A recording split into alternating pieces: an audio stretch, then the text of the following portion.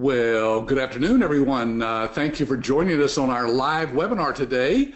We have a very special guest, Dr. Vicki Rackner, who's going to talk to us today about how to engage with doctors. If this is your first visit to one of our webinars, I can assure you that you're in for a treat because you're going to hear from an actual doctor who was in practice for many, many years, working with patients, and of course, she outsourced her own billing as well. Dr. Vicki is a retired general surgeon, and like I said, she's a nationally noted expert, author, and speaker. And I'll introduce her just in a second. Let me make sure that everybody can hear me. You can see the slide that's on the screen there showing you where the question box is. And I'm going to open that up right now here on my screen so that I can see your comments. Just put in your city and state if you'd like to. Tell us where you're from, and I'll acknowledge that you're there, and you'll hear that it really is a live webinar today. So again, let me just verify that you can hear me. One of the ways you can do that is by putting your city and state in the question box there on the GoToWebinar control panel. So let's see if I'm doing everything I should be doing here. I don't see anybody typing anything in there, so it makes me wonder. Oh, here we go. All right, I've got Shirley. She has typed in that she's from Arlington, Texas. All right, good. Thank you, Shirley, and welcome to the webinar. Brittany says she can't hear anything, so let me see what's going on there. My audio seems to be coming across okay. Shirley, can you hear me? I can kind of get some feedback there from people. Yes, she says she can. So Brittany might try. Oh, well, she can't hear me, so I don't know what to tell her.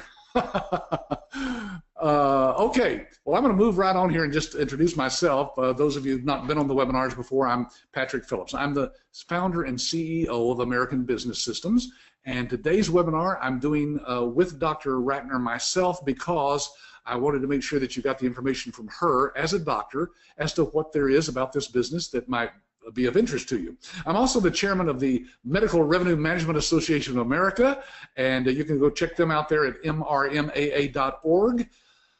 And I'm also on the editorial board of a magazine called Billing and Coding Advantage. This is a real print magazine that has 40,000 subscribers, and I have articles in most of the editions of that magazine. I'm also a published author. You'll find these books out on Amazon.com and in your favorite bookstores, and I'll tell you a little bit more about one of those here in just a second.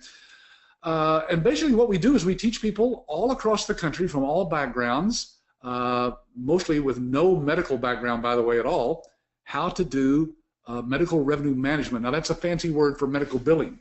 But my wife started doing this back in 1987, and now we teach people all across the country how to do it. It's a cloud-based system, so you can run it from any computer, PC, Macs, Apple iPads, tablets, anything, because it's all cloud-based. So you just log in from anywhere in the world that has a Wi-Fi connection, and there you are. You can check us out if you're doing your due diligence with the Fort Worth Better Business Bureau. We have the highest rating that they give out, the A+.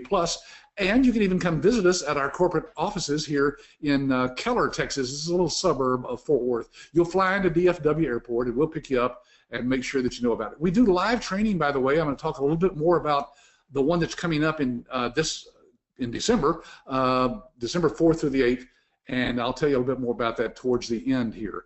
All right, so I started introducing Dr. Vicki. Let me just continue there. She has appeared on dozens of radio and TV programs. Some of the articles have appeared in a number of magazines and newspapers all across America. Her latest book was just published in January. It was The Myth of the Rich Doctor. We're going to talk about that a little bit more today. And during her career, she treated literally thousands of patients, and at the same time held a clinical faculty appointment at the University of Washington School of Medicine. She left the operating room at one point to help doctors, and now she works with business professionals like you, if you get into our business, to help them partner more effectively with physicians. As I said, she speaks all over the country, and she's on the road right now, so she's calling in. So, Dr. Vicki, welcome. I appreciate you being on here today. Well, thanks so much, Patrick. It's always a delight. Now, since you don't have a webcam, folks have seen enough of my face. I'm going to turn my webcam on, and so folks, you can just listen to this as you are sitting there at your computer. Go. And Dr. Vicki, I'm going to also mention the fact that you're on the editorial board of Physicians Money Digest. Did I get that right? You did. Okay, and so you can see her articles on that one, their webpage there from time to time as well. All right, well, Dr. Vicki, let me tell people about typing in questions today, because I do see a lot of other people here who've typed stuff in. Juan, thank you. He's in Tampa. Let's see. Guy is in Salt Lake City, and it looks like a few other people are typing some stuff in as I go. That same question box that you typed your city and state in, folks, is the box that you'll type in your questions. So feel free to type those in. I'll be monitoring that as we go through the webinar. And if something comes up there for Dr. Vicki, just address your question as if you're sitting right here in the room with Dr. Vicki, and ask her anything you want about what we're discussing today. So Dr. Vicki, I wanted to start out by showing the book here that you published here recently, The Myth of the Rich Doctor. I've got a quote here from it. Let me read that, and then I'll have you comment on that book and the success of it. She says in the book, physicians in private practice are giving away an average of about 30% of their incomes when they do not follow up on rejected insurance claims. Outsourcing your medical billing could bring claim rejection rates to as low as 2 to 5%. This may be the fastest and easiest way to increase your cash flow. Now, as you can see from that quote, folks, this book is written to doctors. And Dr. Vicki, explain why you wrote the book and how it's been received by the doctors out there. All right. So basically what I like to do is help make people's dreams come true. And if you work with doctors these days, a lot of them feel like they're living a nightmare instead of living the dream. And so what I do is I try to help doctors achieve the personal, professional, and financial goals that attracted them to a career in medicine. And you know what everyone probably knows from their own experience is that unless and until you have financial security, it's really hard to think about anything else. And so, I started listening to doctors, to their money stories, to their stories about their relationship with their practice. And after I'd listened to enough stories, certain trends emerged. There was something different about doctors who thrive and doctors who struggle, at least financially. And so this started out as a blog post, just describing some of the differences between thriving doctors and struggling doctors. I wrote it when I was on vacation, and came back home to discover that it had sort of gone viral. It had gotten picked up on Doximity, which is like the LinkedIn for doctors. I got invitations to come and speak, and I thought, wow, this has hit a nerve. So I expanded this into a book. And in this past month, I've spoken to 8 doctor groups about this. This is just something that really, really interests doctors. Well, and it kind of ties in with why we're so successful as a company offering to do the billing for doctors, because it all has to do with money. And they obviously are not making the kind of money that they thought they were going to make, some of them. Obviously, there's some specialists out there, I'm sure, that are making a lot of money. But is that why you think they're coming to hear you talk about this topic? They don't feel like there is, that it is a myth that doctors are all rich. It is. So as smart as doctors are, and as much money as they borrow to go to medical school, we never take a single course about finance or wealth building or how to run businesses. So there are so many doctors who are excellent doctors with excellent honed clinical judgment who just simply do not know how to run businesses or build wealth. So today about half of doctors are behind in retirement planning, and they know that if they, ever want to retire before they're 80 or so, they've really got to do things differently in their own practice, which needs to be run like a business. Now, what I've come to discover is that doctors are basically wired differently than business-minded people like you. Like you're on this webinar right now because you're looking for a business opportunity. So I'm just going to assume that you're wired like a business person. And how is it that you measure success as a business person? Well, you talk about your profitability. On the other hand, doctors measure their success by the impact that they've made for their patients. And, you know, imagine a doctor sitting in the doctor's dining room saying, oh, I had a 15% increase in profits last year. I mean, it just wouldn't happen. And doctors have this taboo about talking about money. And this is probably the main reason that doctors need the help of medical revenue specialists so badly. I mean, they just make such bad business choices. And with just a little business savvy, with just, you know, basic business practices, they can turn their entire lives around. And, you know, I think that's what is exciting for our licensees who are signing up doctors every day across the United States is they're realizing they really are changing, you know, the community. They're helping the community. They're helping patients spend more time with doctors, because if the doctor and their staff are really focused on doing their billing to the insurance companies and to Medicare and Medicaid, that is just that's time away from the patients. And I think doctors want to spend time with patients. Isn't that what they got into it for? Absolutely. And, you know, and that's the reason that, you know, some doctors are making the choices that they do. They want to put systems in place that allow them to return to the joy of medicine. And that joy generally does not involve any interactions with insurance companies. That's right. a pain point.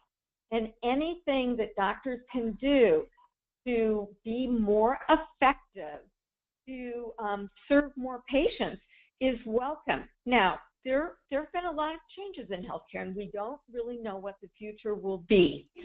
But what I believe is that the pain points that doctors have experienced as a result of the Affordable Care Act, no matter what happens to the ACA, those pain points are going to remain. There are doctors who want to be their own boss, who do not, you know, want to be an employee of a hospital and clinic. And those doctors need to find a way to arrange their professional life so that it works for them. And personally, you know, I always advise doctors to outsource their billing. You know, that's where the money comes from. You cannot run a successful business unless you have a handle on your cash flow. Yeah, so I think outsourced medical billing is like the foundation of a successful practice. Yeah, you know, I've got a quote up here on the screen right now that's, let's see, this is from Health, I think it's Health IT, yeah, hitconsultant.net. It says that revenue cycle management market, which is, you know, what medical billing is going to reach $40 billion by the year 2021. So, you know, I don't know about you, Dr. Vicki, but if I were going to get into a business, I'd want to know that it has that kind of growth ahead of it. I don't think the medical market is ever going to diminish as much as there's more people. People who are reaching the age of 50 are retiring. That means they go to the doctor more. It'll just always be around. As long as there's somebody seeing the doctor has to get paid, and that means somebody has to bill somebody for the doctor to get paid. Absolutely. So, you know, I'm sort of a serial entrepreneur myself, and that's absolutely something that I want to know. Is there a market? Is it a growth market? And, you know, I don't think your doctor is ever going to be outsourced. And what we're seeing in this economy is that the medical market is a growth industry. So that makes it a very attractive industry. Plus, it's a big industry. In the U.S., there's about 800,000 practicing physicians. So, you know, wherever you live, there are doctors in private practice in your town. There's an opportunity wherever you are. Yeah, we've found that to be true in the last 24 years. I mean, we've literally signed up licensees from coast to coast, and it doesn't matter what area of the country, there's always a need for the doctors to, you know, have help in that area. And they want the help, they just don't know anybody that they can trust. And so one of the things we've done, folks, is to publish this book, Dr. Rackner and I published this last year. It's called The New Thriving Medical Practice. And I don't know that you can read that subtitle, but I'll read it here. It's how to get off the hamster wheel, work smarter, not harder, generate more revenue, and enjoy greater career satisfaction in the era of the Affordable Care Act. So the point is, folks, that Dr. Vicki and I realized that doctors are struggling to stay in private practice, and we wrote this book specifically to help them to thrive. And boy, it's been a hit with the doctors, hasn't it, Dr. Rackner? It sure has been. And I just want to mention that about a week ago, and I'm sorry I haven't sent you the link yet, Patrick, but in Medical Economics, there was an article about doctors returning to private practice. They've sold their practice to a hospital or a clinic. They gave it a try. They thought they'd really be able to focus on patient care. And the reality is much different. So they are going in the other direction. So I believe that private practices are here to stay. I believe that there will be an ongoing need for revenue management. And I think this is a great opportunity, business opportunity. Patrick, maybe I should start one. Hey, what about having a doctor who offers to other doctors to do their billing? That should go over well. I'll make you a very special deal on that license fee, Dr. Vicki. Thank you. I'm showing a copy of the book here. I gave a quote here from the book that says, from a cash smart standpoint, we believe that outsourcing is the most cost-effective, more cost-effective than hiring employees to do the work. I don't think doctors realize what it really costs them inside the office to do this kind of thing. It's very expensive, isn't it? It really is. And it's kind of funny when you think about it. There's some things that really impact your lifestyle. I mean, one of them is taxes. And I doubt that there are doctors doing their own taxes, even though there's TurboTax, there's lots of software that would allow them to do it and walk them through it. I mean, like, so much rides on this. They go to a professional. And I know that in the course of my clinical career, and I started my practice before managed care even was a thing, what we've seen is that all of this is really becoming more sophisticated. And, more and more doctors are coming to see that this is not a do-it-yourself job, that it requires sort of specialists. And maybe a doctor wants to invest and, create their, a specialist among their staff, but that's kind of like sending the office staff, to get an accounting degree so that they can do their own taxes. It just makes sense to put this in the hands of somebody who does it day in and day out. And doctors have enough financial pain that they're looking at things like this. They're looking at, okay, how can I make this work for me? People ask us all the time, well, how is it that you find the doctors out there and connect with them? And I think that part of that is just learning what we teach, which is about a dozen different ways to connect with doctors in your community. But there's just nothing like, going to meetings where there are doctors, expos and conventions and things like that, and just connecting with them. You're traveling right now, Dr. Vicki, all over the United States doing your speeches about the book, and there's just all kinds of things like that going on everywhere across the country, isn't it? Right. So, when you think about going to see a doctor has a system. You sit down with the doctor, and the doctor says something like, "What brings you in today?" And then they ask you questions about the source of pain, and then they do an exam, and then they order lab tests. But the point is, the doctors have a system for evaluating and treating patients. And one thing that I so admire about you, Patrick, and about ABS is the way that you offer a system for client acquisition. So yes, there's a market out there, but how do you actually engage this market? How do you take a perfect stranger and have them become a prospect and then a client? And you've got this well-honed system that works. You've got evidence that it works. So it's not like, your licensees are just out there on their own trying to make it up as they go along. Well, yeah, I think that's their biggest fear of people looking into our business is how in the world have you figured out, how to get what I call past the glass in a doctor's office and engage with them. And because doctors are busy, people know that, and of course they're called on by a lot of different people selling all kinds of stuff. So we just figured out, again, a system that actually works for doctors. I just talked to a licensee this morning, Vicki, I was telling you earlier, over in this area right here, in a local area, and he was struggling to know how to do this, and he had a huge background in marketing and in running his own business, but he was just not following our system. So we sat down with him and said, here's what you need to do. We have a strategy sessions with our licensees from time to time, and we figure out what's going wrong and why. Well, now he's got 3 doctors, and he's making over $13,000 a month income from those doctors. So it is a system, and it's just a matter of people actually following what that system is and doing what we tell them to do. Right. And if I just might say, this system is a little different than if you were going to acquire a business-minded person as a client. I mean, this really is sort of an art and a science all on its own, just because of, doctors' different relationship with money.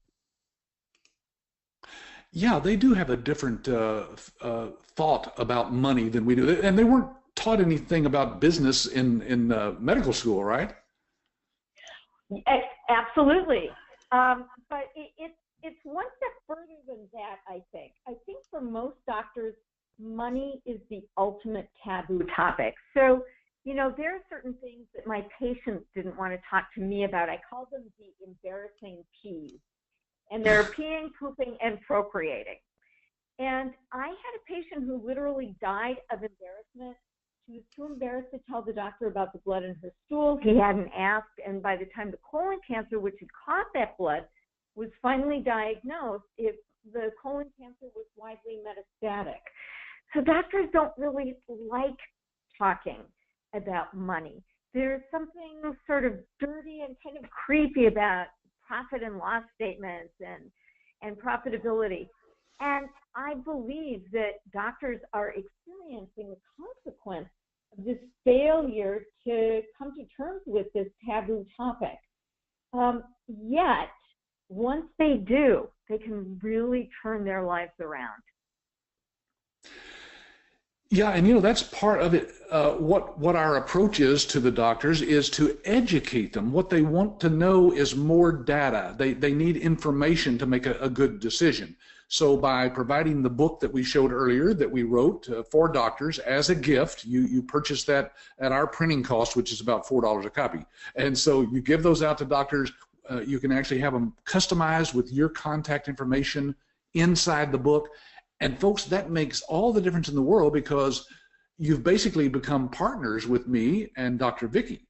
And by doing that, you've set yourself up as somebody that is a part of the nation's largest network of medical revenue managers. Let's see, I'm going to show a quote here, Dr. Vicki. I'd like to get into the topic, if you don't mind, about your thoughts on physicians who are joining large hospital systems. This one says it offers a haven from the rising administrative burdens of staying independent and from competitive pressures that can drive a small practice into insolvency, like not collecting all the money that's due them, right, for example. It says, by joining a hospital system is not a solution for the challenges facing physicians. Can we get your thoughts on that? Because I know that's a concern for some people if doctors are out there, being hired by the hospitals. Right. So, there are some doctors for whom employment is the perfect solution. They want regular hours, they want reliability in income. And so for the right person, that's a great choice. But for somebody like me, I didn't go to medical school to become somebody else's employee. I wanted to be independent. I wanted to literally have my own voice. So just a quick story. I was the health and wellness expert for a drugstore chain called Bartell Drugs. And I went to them with this idea, well, how about if I go out and talk with some of the leading doctors about what's new in their field? And I wanted to do something about sleep medicine. So I contacted a buddy of mine. And he said, wow, that sounds great. I'd love to do it. But listen, I've got to run this up the flagpole because I can't just, talk to anyone. And I thought, how tragic. This guy has lost his voice. He can't just go out and talk with patients and offer a message because there's somebody over his shoulder sort of deciding whether or not it's okay. So for doctors who really treasure their autonomy, it can feel like, a tiger put into a small caged pen, sort of like I've lost my freedom. And for those doctors, this is a nightmare. Doctors who are independent want to maintain their autonomy. Yeah, I mean, they didn't get go through 4 or 5 years of medical school beyond college to be an employee, like you said, have somebody else tell them exactly what to do and when to do it and how long to do it, and limit their income. They wanted to be independent, doctors and practice for themselves to have control over all that. I even have an interesting quote here from the latter part of last year, October, that says, does private practice still offer an attractive career path? And it says physicians who responded were still very positive. The most telling finding is that it's not just current practice owners who are optimistic. Employed physicians see the upside to private practice careers too. So doctors who came right out of medical school, I guess, and went to work for a hospital, they also would like to be in private practice, but they're just struggling right now because they're not collecting all that they earn, and that's what we help them do, or I should say our licensees do. Right. By the way, folks, I'm showing some of these slides, and those of you who are just kind of listening in, you're kind of missing some of the data here. So I've printed out all the slides in a handout, and you can pick that up right now over in the control panel there for the GoToWebinar control panel. It's got it right there in the handout section.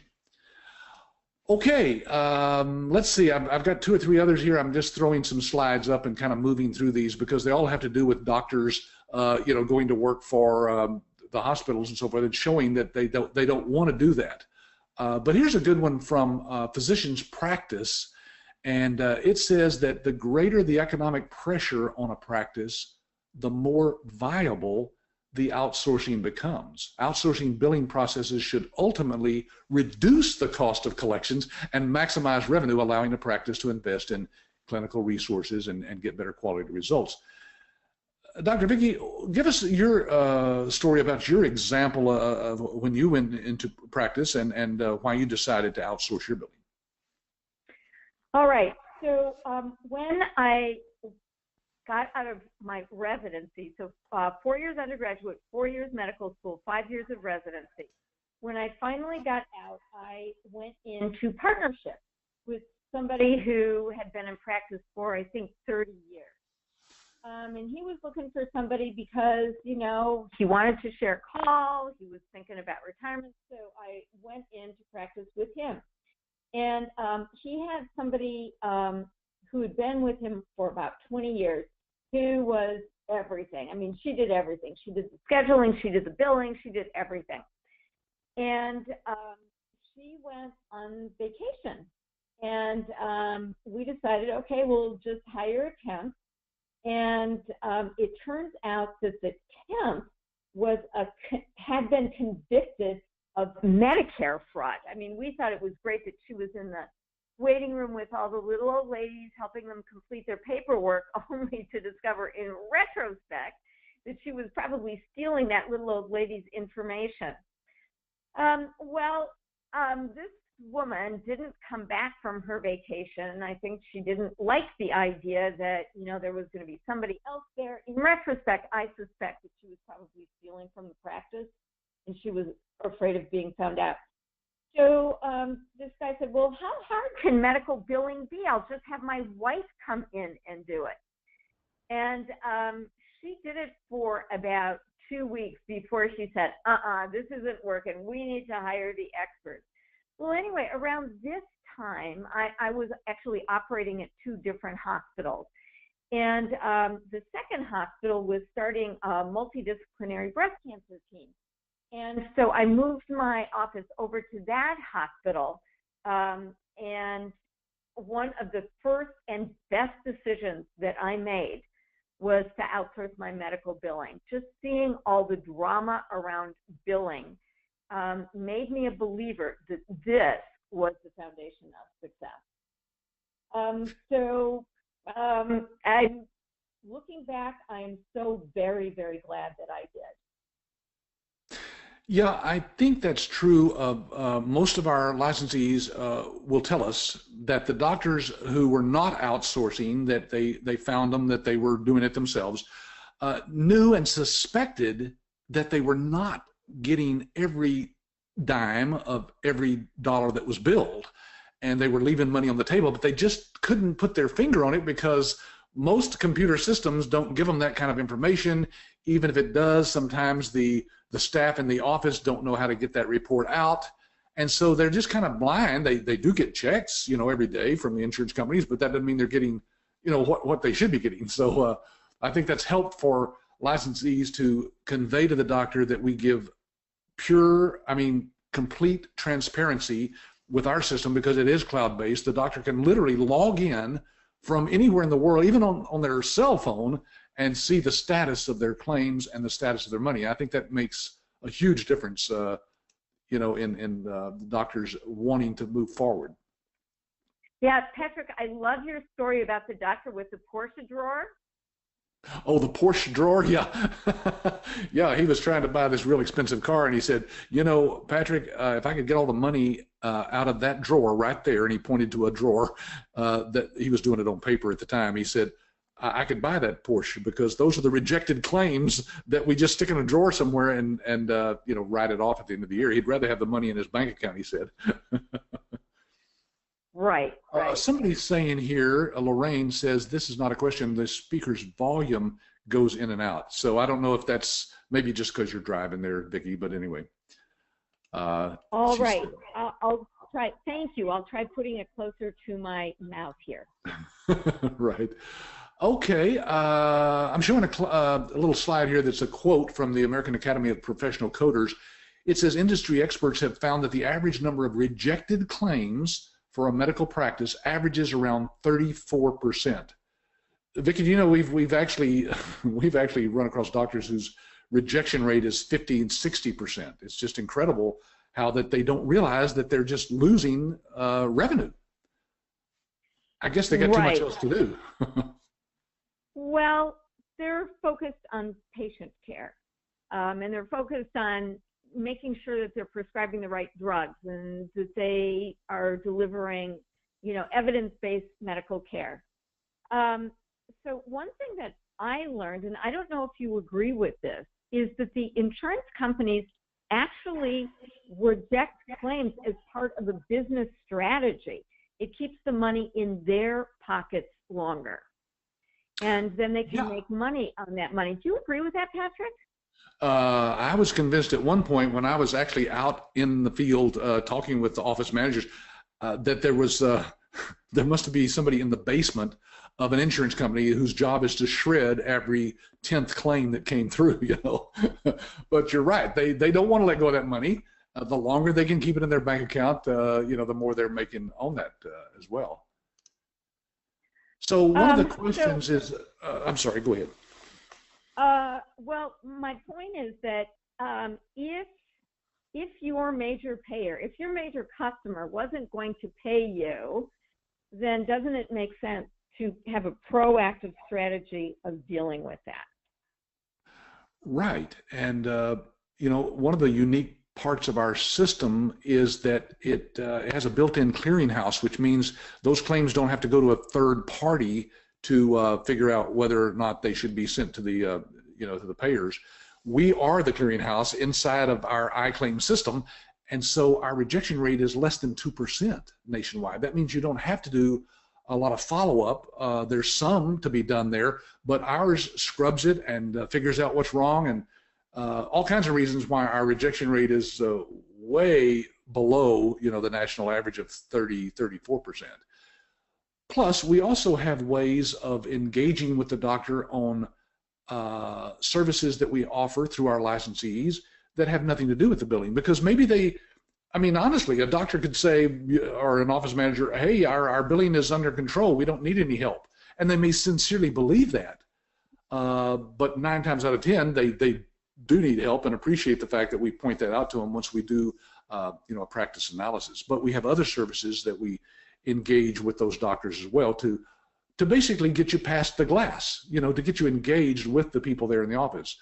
One of the questions here, Dr. Vicki, was if you're just starting out, how or what would be the best way to talk to a doctor? Do you help us with that? What would be the best way for people to engage with a doctor? Yeah, the answer is ABS absolutely does help with that. There's a how many day training, Patrick? It's 5. Yeah, so come away from that training really having specific and concrete answers to that question. Yeah, and I think the best way that people can wrap their brains around this business and make a decision that they want to come to one of our workshops is to realize that they basically partnered with you as a doctor, having partnered with us, helping us with the publishing of the books and so forth. Dr. Vicki, can you address that a little bit? I know you do that live during the workshop with the licensees, but kind of share some of the things that you share with the licensees when they come. Well, I've written the 10 laws of physician engagement. Like, what do you need to know about doctors in order to influence their choices? And probably the most important thing is that the most important person in a doctor's life is another doctor. I mean, people in this business have a potential for exponential growth when a doctor's in the doctor's dining room and they say, oh my God, you're not going to believe this. I just outsourced my billing and my collections increased by, 20% in 60 days. And then another doctor says, oh, really? Tell me more about that. Can you give me this person's name? So doctors influence doctors. And for licensees, ABS licensees, I'm sort of part of the team. Your name will go with mine. We have set up a system in which licensees, can basically talk about me as a member of the team, tell my story about why I think outsourced billing is so important. And man, that is such a competitive advantage, because if you are talking with a doctor and mention another doctor's name, doctors will listen in a new and different way. Well, yes, and many of those doctors have, seen your interviews and read your books and your magazine articles. They're already familiar with you. Even if they're not, just the fact that we have a book with your name on the cover that the licensee gives out, and that they can put their name inside the book as well, that's just huge credibility that somebody starting out in this business, maybe starting their own medical billing business, they would just not have that advantage at all. Absolutely. Yep. While we're talking here, I'm kind of going through some of the success slides that shows some of the people who've been through our training, and just kind of sharing with people, what some of these done. As I look back through these, Vicki, some of these I've done interviews with, and those are posted on our blog out there. It just brings back such great memories of people who were struggling and just not able to figure out what they wanted to do in life, and found this business. I think the exciting thing about the medical field is that people realize that everybody eventually has to go to the doctor for something, and we're all human beings. And so to be a part of that industry and helping people to get well and stay well, that just carries huge weight for people when they're making the decision about a business to get into. Yeah, Patrick, this is a little off topic, but I know somebody who purchased a UPS franchise, and it was a huge investment. huge training, and he had bought a place that was in an area near Microsoft headquarters that was expected to just explode. But that growth never came. And unfortunately, he lost a lot of money in that UPS franchise because he was kind of counting on things outside of the business, like what was happening in the real estate market. This is a much more secure investment. We know that people need to see doctors. We know that doctors need to get paid. And so there's a lot more certainty in this business model. Yeah, you know, I hear those stories all the time. In fact, we had a fellow come through training, I think it was maybe in September, and he had bought a little franchise. It was a little tax return type thing, you know, which of course is very seasonal. I mean, it only happens around tax time that people need your help. And he purchased our opportunity because it was a great tie-in with that. So a lot of businesses can tie this in and just offer it as another service, you know, that they can provide for people in their community. Absolutely. Dr. Vicki, I know you're limited on time, but I just wanted to wrap up a couple of things here and get your feeling on a couple of things that people are talking about here. One of them is a question about whether or not doctors would rather do this inside their office. Do you think that there's a security thing that goes on with doctors to try to manage their own billing? Is that why they do it, you think? They know they can outsource it. I mean, I'm sure they've heard of other doctors who outsource it. Yeah, so doctors tend to be control freaks. You know, the neurobiologists tell us that behavior is driven by one of four things. We want to be in control, we want to be connected, we want to be respected, and we want to be part of a team. And in general, doctors like being in control. And you want doctors who want to be in control. And right. So there's this thought that, okay, I have more control if it's in-house. And actually, that's kind of a paradox. That is not true. A doctor has more control if there are checks and balances. And if things are done by the experts who do it every single day. And, you know, one of the things that doctors really worry about is theft and fraud. And if you keep it in-house, unless you've got the correct checks and balances set up, you know, half of your income could potentially be going to this person who is not scrupulous. And so I think just helping doctors understand that the best way to have control is to have good data and have checks and balances. So outsourcing is really a much better solution for them than keeping things in-house. Lorraine's asking a question here about the license cost. Lorraine, I'll address that here towards the end once we free up Dr. Rackner. Dr. Rackner, I was just wondering, one of the things that we're looking at as we go forward is helping licensees with strategy sessions. And I know that you have participated in many of the webinars that we do for our licensees. That's one of the things we provide as a lifetime educational thing is ongoing training and webinars and things like that. I sent you the list of the topics that we're going to be covering next year, and I would be thrilled if you can participate in some of those. I think the licensees would really love hearing from you personally on many of those topics. And I would be happy to. These are a great set of topics. And there is, you know, I've always admired your ongoing commitment to education, you know, both in terms of just putting really great ideas out there through webinars, but also offering these strategy sessions because, you know, a lot of the problems sort of happen in our blind spots. If we could only see where the blind spots were, we would avoid them. So I think that all of the ongoing support has tremendous value. Yeah, and that's one thing that I'm committed to.